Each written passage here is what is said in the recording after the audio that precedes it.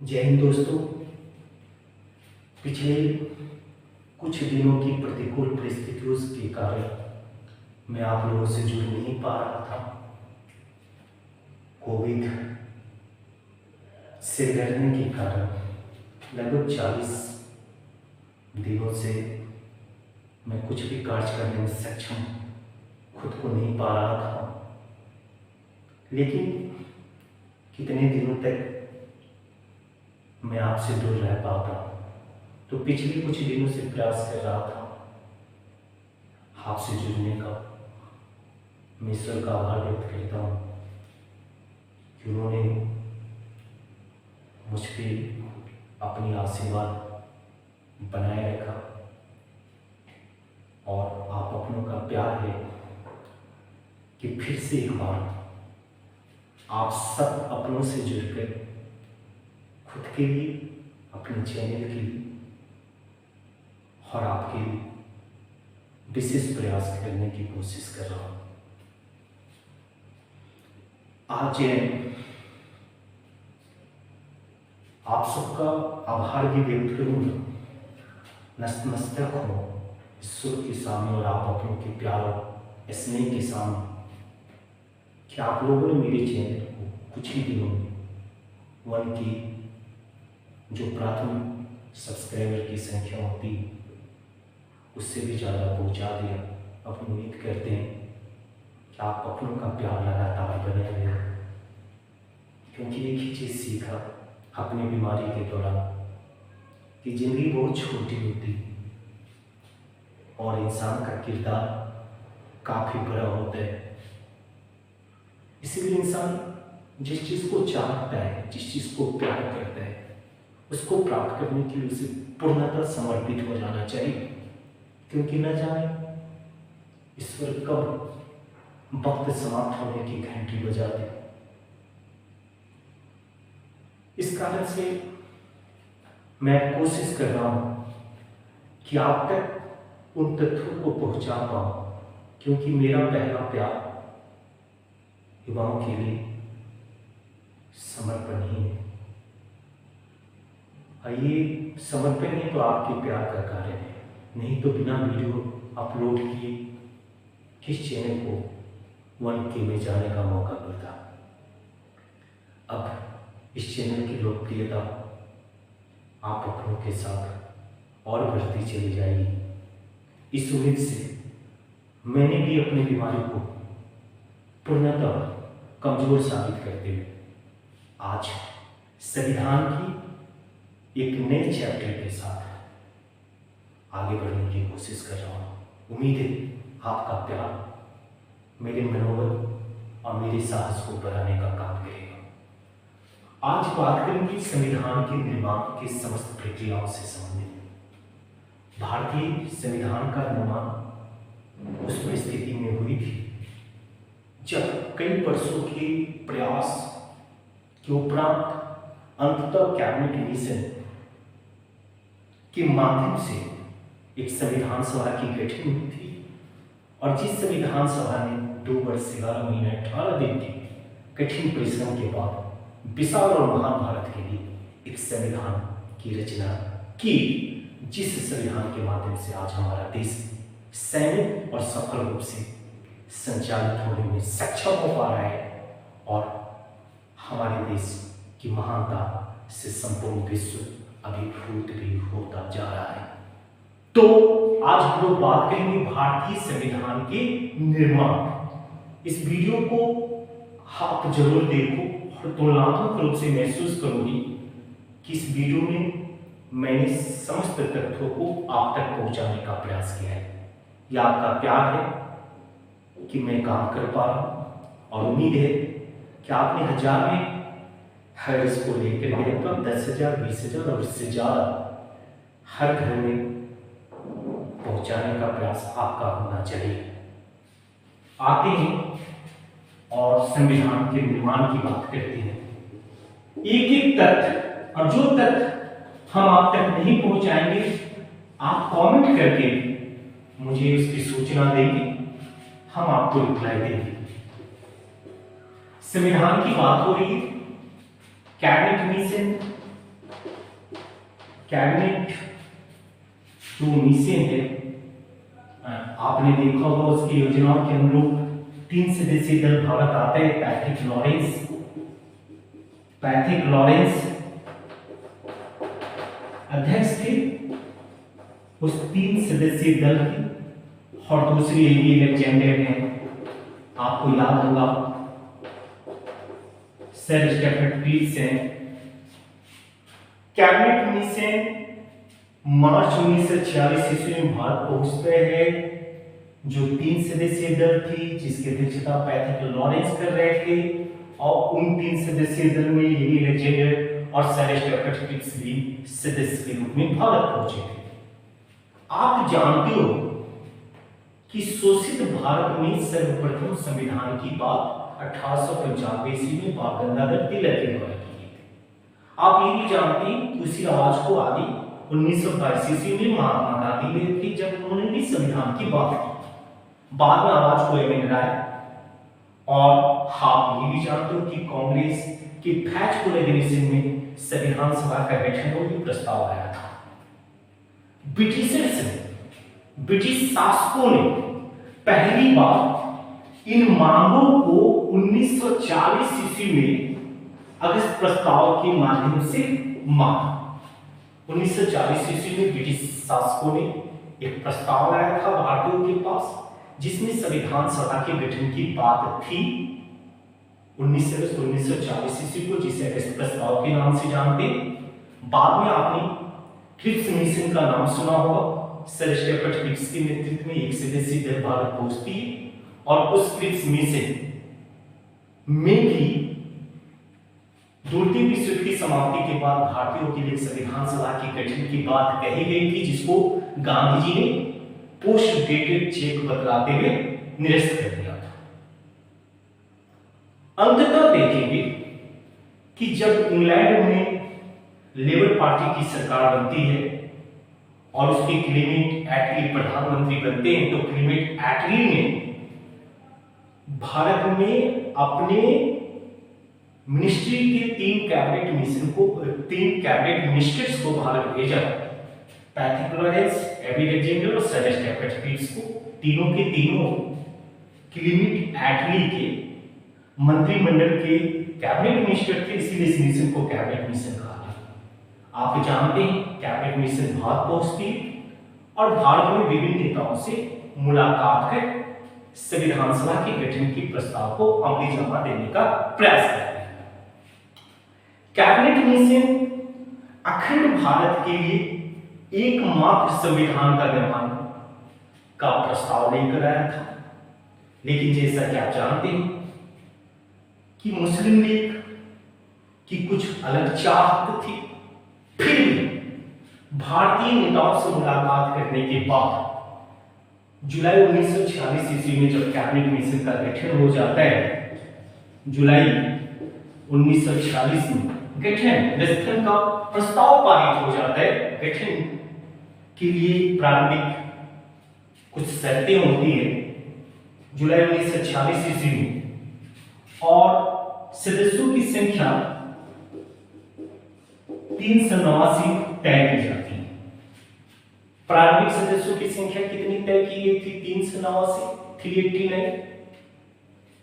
आप जानते हैं कि 389 सदस्य थे, 400 500 सदस्य क्यों नहीं? इसके पीछे कारण था कि उस समय भारत की जनसंख्या लगभग 39 करोड़ थी। अब प्रत्येक 10 लाख की जनसंख्या पर एक सीट आवंटित की गई थी। प्रत्येक 10 लाख की जनसंख्या पर एक सीट आवंटित की गई थी। इस कारण से 39 करोड़ जनसंख्या के लिए संविधान सभा में 389 सदस्य मुकर्रर किए गए थे। इन 389 सदस्यों को संविधान सभा में मनोनीत भी की जाती और इनका निर्वाचन भी होता है। दोनों ही प्रक्रियाओं के माध्यम से संविधान सभा में 389 सदस्यों को शामिल किया जाना था। आप देखोगे कि निर्वाचन किनका होता है? और मनोनीत कौन होते हैं? तो आपको मालूम होना चाहिए कि आप देखोगे 292 सदस्य ब्रिटिश प्रांत से और 4 सदस्य जो थे ब्रिटिश कमिश्नरी क्षेत्र के थे। आप पूछोगे कि ये 4 सदस्य ब्रिटिश कमिश्नरी क्षेत्रों से या उसको हम कह सकते हैं चीफ कमिश्नरी क्षेत्र से। आपको याद होगा जिस प्रकार से भारत में भी 28 स्टेट है और 8 केंद्र शासित प्रदेश, उसी प्रकार से ब्रिटिश शासन के दौरान उनके शासन में आपके देखी जाएंगे कि जो प्रांत थे उन प्रांतों से 292 सदस्यों का निर्वाचन होना था और 4 चीफ कमिश्नर क्षेत्र थे। जिस प्रकार से आज हमारे केंद्र शासित प्रदेशों में उपराज्यपाल का पोस्ट होता है, उसी प्रकार से उस समय ब्रिटिश कमिश्नरी क्षेत्र में 4 चीफ कमिश्नरी अलग-अलग क्षेत्र थे। यानी वो 4 ब्रिटिश कमिश्नरी क्षेत्र कौन कौन सा था उसको भी याद रखोगे आप। पहला दिल्ली, ये चीफ कमिश्नर यहाँ पे शासन करते थे, उनके नेतृत्व में दिल्ली के लिए विशेष व्यवस्थाओं को होते हुए आप देख सकते हो दिल्ली। दूसरा कुर्ग का नाम जानते हैं आप, कुर्ग जो आज कर्नाटक में है। तीसरी आपको याद होना चाहिए अजमेर, आपको अजमेर मेवाड़, और चौथी जो होती है वो है बलूचिस्तान। ये 4 ब्रिटिश कमिश्नरी क्षेत्र थे। इन 4 क्षेत्रों से 4 प्रतिनिधियों का निर्वाचन होना था और जो ब्रिटिश प्रांत थे वहां से 292, इस प्रकार से 296 सदस्यों का निर्वाचन होता है। अब निर्वाचन किस प्रकार से होती है तो आप इस प्रकार से समझ सकते हो कि अप्रत्यक्ष मतदान पद्धति से जो ब्रिटिश प्रांत थे उन ब्रिटिश प्रांतों में जो आपका विधानमंडल हुआ करता था उनकी सदस्यों के द्वारा इनका निर्वाचन हुआ था 296 सदस्यों का, आपको याद रखना है। और जिनको मनोनीत की गई थी वह आपकी देसी रियासतों से थी। देसी रियासतों से मनोनीत सदस्यों की संख्या जो थी वो आप देखोगे कि 93 थी। तो याद करिए कि 296 सदस्य और 93 सदस्य आप देख सकते हो कि किस प्रकार से आपके 389 सदस्यों की प्रारंभिक सदस्य संख्या इस प्रकार से मुकर्रर की गई थी, आपको याद रखना होगा। 389 सदस्यों वाली संविधान सभा का गठन हो चुका है, जिसमें से 296 सदस्यों का निर्वाचन होता है और 93 जो होते हैं वो देसी रियासतों से मनोनीत कर दिए जाते हैं। आप ये भी देखोगे कि जो 292 और 4 यानी जो 296 सदस्यों के लिए निर्वाचन की जो प्रक्रिया अपनाई गई थी, उस निर्वाचन प्रक्रिया में होने वाले चुनाव के दौरान कांग्रेस से जीतने वाले सदस्यों की संख्या 208 थी। आपको इस बात की भी जानकारी होनी चाहिए। कांग्रेस से जीतने वाले प्रतिनिधियों की संख्या 208, मुस्लिम लीग से आप देखोगे 73, आप अंदर से संबंधित 15 आप देखोगे तो, और देसी रियासतों से आपको मालूम है जो मनोनीत होते हैं वो अलग होते हैं। तो निर्वाचन आपके कांग्रेस से 208, मुस्लिम लीग से 73 और अन्य से 15, इस प्रकार से आप देखोगे कि 296 सदस्यों का निर्वाचन होता है और 93 जो होते हैं वो आपके देसी रियासतों के होते हैं। इस प्रकार से प्रारंभिक सदस्यों की संख्या 389 हो जाती है। 2 चीजों को याद रखना है। आप इस बात को भी जानते होंगे कि इन 389 सदस्यों का भी वर्गीकरण होता है।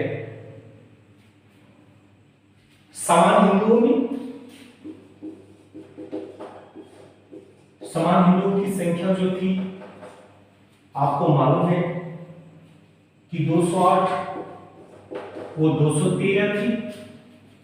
मुस्लिम वर्ग के सदस्यों की संख्या जो है वो कितनी थी, तो आपको ये भी याद होनी चाहिए, 79 थी। सिख समुदाय के लोगों की संख्या 4 थी।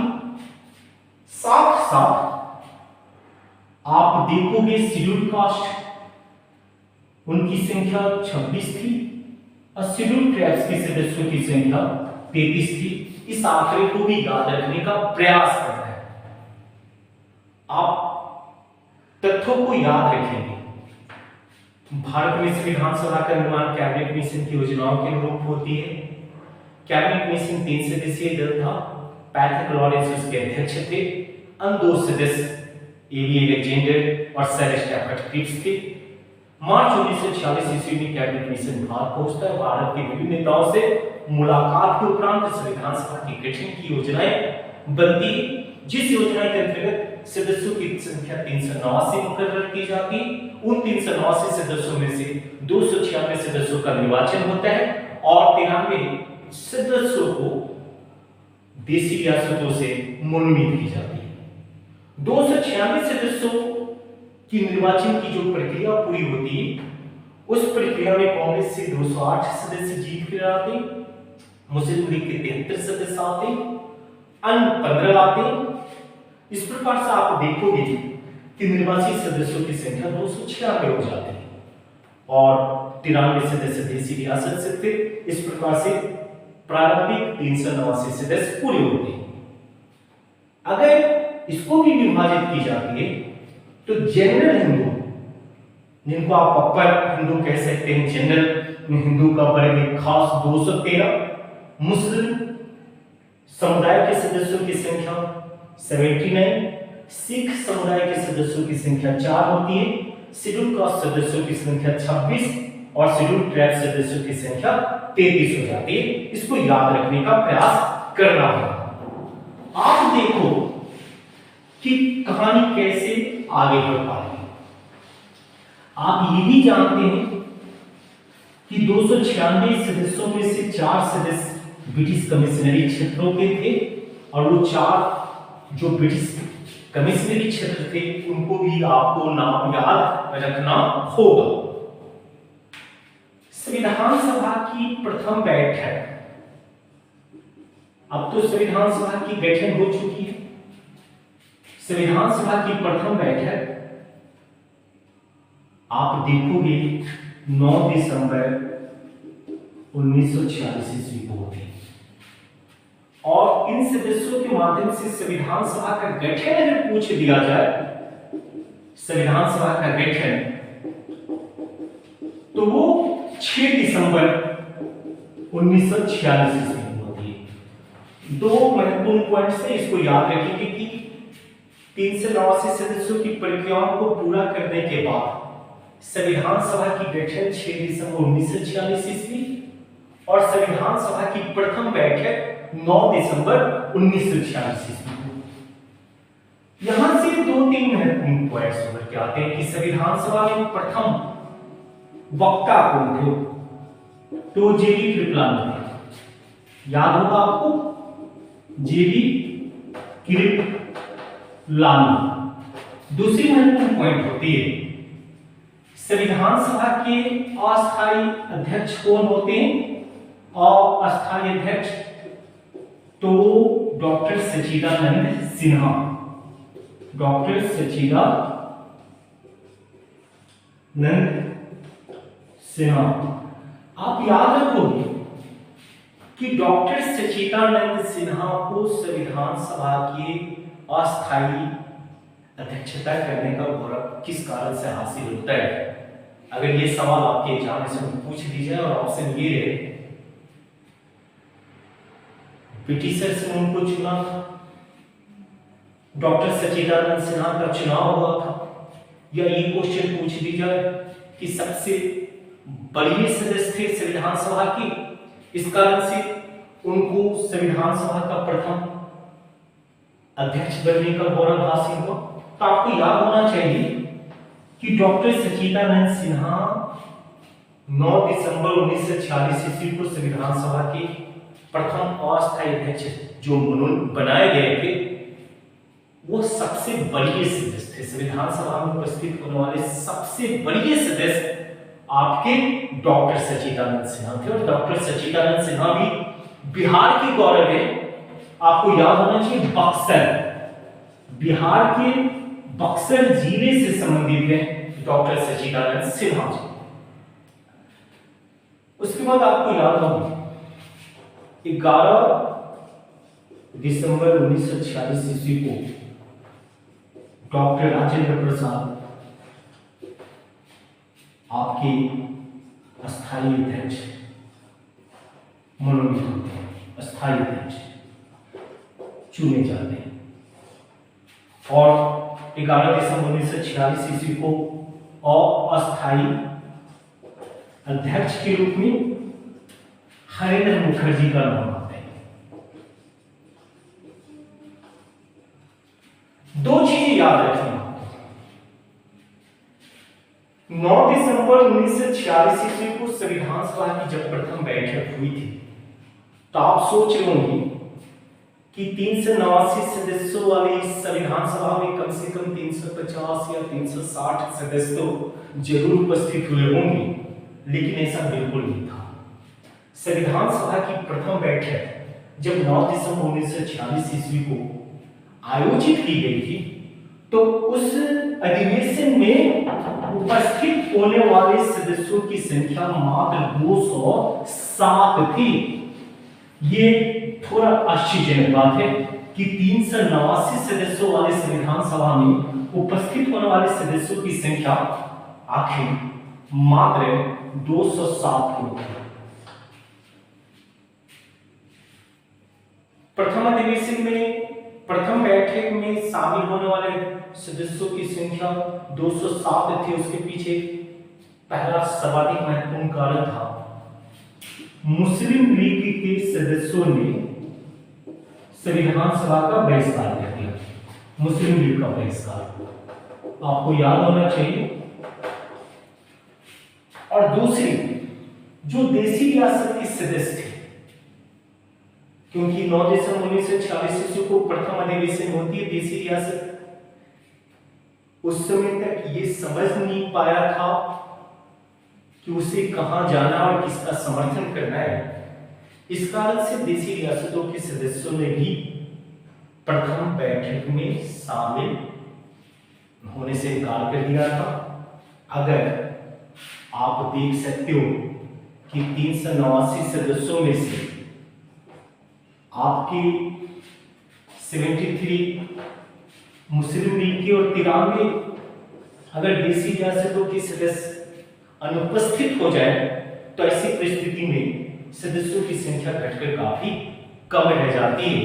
इस कारण से प्रथम बैठक में शामिल होने वाले सदस्यों की संख्या इतनी कम थी, यानी मात्र 207 थी। अगर किसी ने आपसे पूछ लिया कि संविधान सभा के प्रथम बैठक में उपस्थित सदस्यों की संख्या मात्र 207 थी, इसके पीछे कारण क्या था, तो आपको ये बोलना होगा कि मुस्लिम लीग का बहिष्कार और दूसरे देसी रियासतों के सदस्यों का भी संविधान सभा में शामिल न होना। दो चीजें बताई जाती हैं। 11 दिसंबर 1946 ईस्वी को बैठक के बाद यहाँ पे हमने आपको ये भी बोला है कि हरेंद्र मुखर्जी जो है वो उपाध्यक्ष थे, डॉक्टर राजेंद्र प्रसाद अगर अध्यक्ष चुने गए थे, तो डॉक्टर हरेंद्र मुखर्जी साहब आपके उपाध्यक्ष बनाए गए थे। यहाँ दो चीजें, संविधान सभा में 13 दिसंबर 1946 ईस्वी को तीसरी बैठक होती और 13 दिसंबर 1946 ईस्वी को संविधान सभा की तृतीय बैठक में पंडित जवाहरलाल नेहरू के द्वारा संविधान सभा के गठन, संविधान सभा में संविधान लिखने के पीछे उद्देश्यों का प्रस्ताव पेश किया गया था, जिसे आप उद्देश्य प्रस्ताव के नाम से जानते हैं। 13 दिसंबर 1946 ईस्वी को संविधान सभा में उद्देश्य प्रस्ताव पेश की जाती है। किसके द्वारा? नेहरू जी के द्वारा। और आप देखोगे कि मुस्लिम लीग पूर्व से बहिष्कार कर चुका है। अब मुस्लिम लीग ने बहिष्कार करने के पीछे कोई उचित कारण को भी संविधान सभा के समक्ष रखने की कोशिश नहीं की। उन्होंने ये कहा कि हम अपने सदस्यों के साथ बैठक के बाद ये निर्णय लेंगे कि संविधान सभा में शामिल होना है या नहीं होना है। और अंततः उन लोगों ने घोषणा कर दी कि हम संविधान सभा में शामिल नहीं होंगे। आप देखोगे कि कुछ दिनों तक संविधान सभा की बैठकों को स्थगित कर दी गई थी।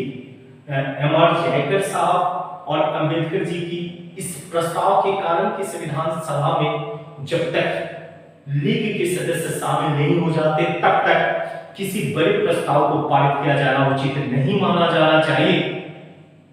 अंततः मुस्लिम लीग के द्वारा यह घोषित करना कि हम आने वाले दिनों में संविधान सभा में शामिल नहीं होंगे। आप जानते होंगे 22 जनवरी 1947 ईस्वी को जवाहरलाल नेहरू के द्वारा पेश किए गए उद्देश्य प्रस्ताव को सदस्यों के द्वारा पारित कर दिया जाती है। आप ये भी जानते हैं कि 13 दिसंबर 1946 ईस्वी को संविधान सभा में जब नेहरू जी ने उद्देश्य प्रस्ताव को पेश किया था तो उन्होंने संविधान के लिखने के पीछे के उद्देश्यों को सदन में पेश किया, सदन में बतलाया। उन्होंने कहा था कि हम आने वाले दिनों में किस प्रकार के भारत का निर्माण करना चाहते हैं और हमारा संविधान भारतीयों के अस्तित्व के लिए किस प्रकार से कार्य करेगा और भारत की सत्ता को, भारत के शासन व्यवस्था को, हमारा शासन व्यवस्था, हमारा संविधान किस प्रकार से परिभाषित करेगी, वो उद्देश्य प्रस्ताव में उन्होंने प्रस्तुत की थी कि आने वाले दिनों में भारत के प्रत्येक वर्ग के लोगों को समानता का अधिकार, मौलिक अधिकार और ये महसूस होना कि इस देश में संविधान के निर्माण के पीछे जनता ही है, जनता ही वास्तविक सत्ता में है, उन्होंने उद्देश्य प्रस्ताव में रखने की कोशिश की थी। और आप ये भी जानते हैं कि 13 दिसंबर 1946 ईस्वी को उद्देश्य प्रस्ताव जो रखी गई थी, जो अंततः 22 जनवरी 1947 ईस्वी को पारित भी हो गई थी। 22 जनवरी 1947 ईस्वी को उद्देश्य प्रस्ताव पारित कर दिया गया था। वह उद्देश्य प्रस्ताव आज भारतीय संविधान की प्रस्तावना के रूप में चिन्हित है। हम भारत के लोग, तो ये जो प्रस्तावना है वही पूर्व में उद्देश्य प्रस्ताव थी। इस चीज को भी याद रखनी होगी। दो चीजें, संविधान सभा में बी.एन. राव साहब का महत्वपूर्ण भूमिका थी। बी.एन. राव साहब संविधान सभा के संवैधानिक सलाहकार के पद पर काम कर रहे थे। बी.एन. राव संवैधानिक सलाहकार। आप में से कई लोगों को ये महसूस होता होगा कि बी.एन. राव संवैधानिक सलाहकार थे तो संविधान सभा के सदस्य भी होंगे, जो कि बिल्कुल गलत है। आप देखोगे कि प्रारूप समिति की गठन हो चुकी है 29 अगस्त 1947 ईस्वी को डॉक्टर भीमराव अम्बेडकर की अध्यक्षता में। आप ये भी जानते होंगे कि प्रारूप का निर्माण बी.एन. राव के द्वारा किया गया था, लेकिन उस प्रारूप के अध्ययन के लिए प्रारूप समिति की गठन की जाती है अंबेडकर जी की अध्यक्षता में। अंबेडकर जी की अध्यक्षता में 7 सदस्यीय दल था और आप 7 सदस्यीय दल में शामिल होने वाले सदस्यों का भी नाम याद रखेंगे। डॉक्टर भीमराव अम्बेडकर, डॉक्टर भीमराव अम्बेडकर के बाद एन. स्वामी, एन. गोपाल स्वामी अयंगर, अल्लादी कृष्णा स्वामी अय्यर, कन्हैयालाल माणिकलाल मुंशी, आप देखो। उसके बाद आप टी कृष्णाचार्य का नाम जानते, एन माधवाचार्य का नाम जानते और मोहम्मद साबुल्ला। इस प्रकार से 7 सदस्यीय टीम थी जो प्रारूप समिति की गठन के बाद प्रारूप का अध्ययन करती है। 2 चीजें काफी महत्वपूर्ण हो जाते हैं। अंबेडकर जी के बारे में यहाँ कुछ महत्वपूर्ण पॉइंट्स उभर के आते हैं। आपसे पूछा जाता है अंबेडकर साहब किस जगह से निर्वाचित हुए थे, संविधान सभा के सदस्य के रूप में किस क्षेत्र का वो प्रतिनिधित्व करते थे। अंबेडकर साहब पूर्व में बॉम्बे से संविधान सभा के सदस्य के रूप में काम करने के लिए चुनाव लड़ते हैं, लेकिन हार जाते हैं। बाद में मुस्लिम लीग के सहयोग से वो बंगाल से जीतते हैं। जयसुला एक जगह होती है, जयसुला खुलना, वहां से वो जीतते हैं। इस चीज को याद रखना है।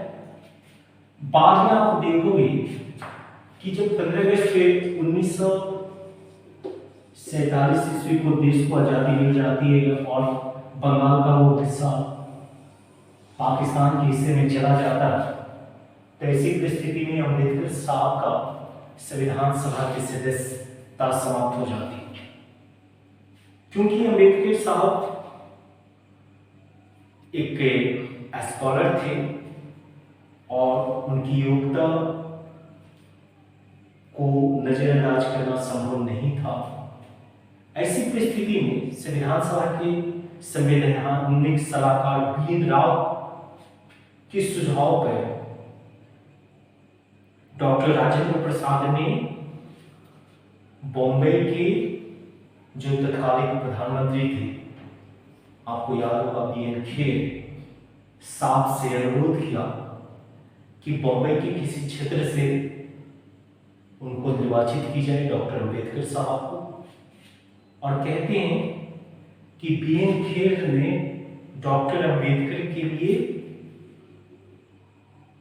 एमआर जयकर के क्षेत्र को चुना और एमआर जयकर के इस्तीफा दिए जाने के बाद उस क्षेत्र विशेष से डॉक्टर अंबेडकर निर्वाचित होते हैं और संविधान सभा के सदस्य और प्रारूप समिति के अध्यक्ष के रूप में कार्य कर पाते हैं। तो प्रारंभिक दिनों में बॉम्बे से चुनाव हारते हैं, बंगाल में चुनाव जीतते हैं, लेकिन अंततः पुनः वह बॉम्बे से ही संविधान सभा के सदस्य के रूप में काम करते हैं। तो टेक्निकल चीज है, इसको याद रखनी। आपसे कई सवाल उभर के आएंगे यहां से कि डॉक्टर भीमराव अम्बेडकर संविधान सभा के सदस्य के प्रतिनिधि के रूप में किस क्षेत्र का प्रतिनिधित्व करते थे, तो आपको बोलना होगा बॉम्बे। यहां याद रखें।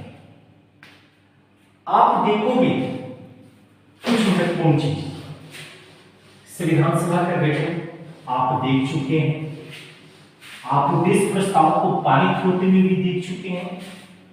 डॉक्टर अंबेडकर के नेतृत्व में प्रारूप समिति के गठन पे भी चर्चा हो गई। आप देखोगे कि किस प्रकार से संविधान के निर्माण की प्रक्रिया आगे बढ़ती है। 2-3 चीज फैक्ट है, तथ्य, जिसको याद रखना होता है। संविधान सभा की प्रथम बैठक जब होती है तो उस बैठक में सदस्यों की संख्या कितनी थी, इसको याद रखिए, 207। उन 207 सदस्यों में महिलाओं की संख्या कितनी थी, तो 9। ये कुछ फैक्ट है जिसको याद रखना है, याद रखना है। महिलाओं की संख्या कितनी थी प्रथम बैठक में, 9। आप से ये अगर पूछा जाए कि संविधान के सभा के द्वारा, संविधान सभा के द्वारा कुल कितने अधिवेशन आयोजित किए गए थे, तो आपको याद होना चाहिए 12 अधिवेशन हुई थी। आप सोचोगे कि किताबों में तो सिर्फ 11 ही अधिवेशन की बात की जाती है, तो 12 अधिवेशन, कुल अधिवेशन की संख्या 12, इसलिए हम कह रहे थे कि 24 जनवरी 1950 ईस्वी को जो संविधान सभा की अंतिम बैठक होती है उसको भी एक अधिवेशन के तौर पे देखा जाना चाहिए। तो इस प्रकार से 11 + 1 अधिवेशनों की संख्या 12 बताई जानी चाहिए। महिलाओं की सदस्य संख्या संविधान सभा में क्या 9 थी या 15 थी? कई किताबों में 15 लिखी जाती है। तो आप महिलाओं की कुल सदस्यों की संख्या को 15 बदलेंगे, याद रखेंगे।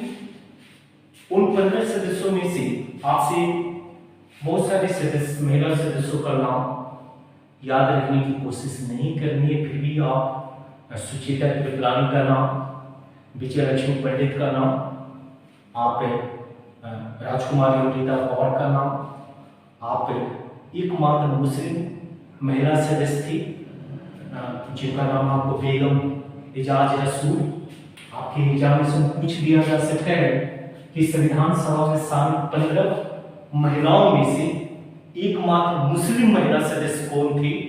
तब आप कह सकते हैं कि उनका नाम था बेगम एजाज रसूल।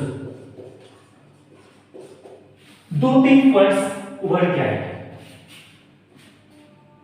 बेगम एजाज रसूल एकमात्र महिला सदस्य, कुल महिला सदस्यों की संख्या 15 है, उसमें से 2-4 नामों को भी आप जान लें। सुचेता कृपलानी जी उत्तर प्रदेश की न केवल प्रथम महिला मुख्यमंत्री थी, संपूर्ण भारत की भी वो प्रथम महिला मुख्यमंत्री के रूप में कार्य करती है, उस चीज को भी याद रखते हैं आप।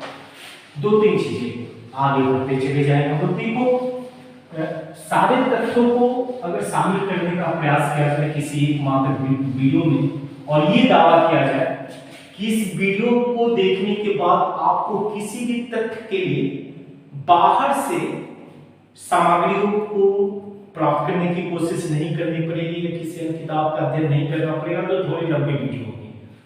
कई सारे लोगों का सुझाव है कि सर हम लोग आपके वीडियो को देखना पसंद करते हैं लेकिन लंबी हो जाती है, प्लीज कंटेंट ज्यादा है तो 2 वीडियो बना दिया कीजिए, पार्ट 1 पार्ट 2। हम भी कोशिश करेंगे कि इसका पार्ट 2 है, लेकिन आप एक एक तथ्य को, जितने भी महत्वपूर्ण तथ्य हैं सबके सब तथ्यों को हम शामिल करने की कोशिश कर रहे हैं। तत्काल कुछ महत्वपूर्ण तथ्य यहां उभर के आ रहे हैं आपके पास। आप देखोगे कि प्रारूप समिति के गठन के बाद प्रारूप समिति की जो रिपोर्ट आती है, उस रिपोर्ट के ऊपर संविधान सभा के सभी सदस्यों के द्वारा वाचन की प्रक्रिया शुरू हो जाती है, और संविधान सभा के सदस्यों के द्वारा संविधान के प्रारूप के ऊपर 3 वाचन हुआ था, और वह वाचन कब से कब तक हुआ था उसको भी याद रखना है। प्रथम वाचन यानी प्रथम बार उस प्रारूप की विशेषताओं पर कब से कब तक संविधान के सदस्यों के द्वारा चर्चा की जाती है, तो याद रखना है 4 नवंबर 1948 से 9 नवंबर 1948 तक। दूसरी जो थी 15 नवंबर 1948 से 17 अक्टूबर 1948 तक।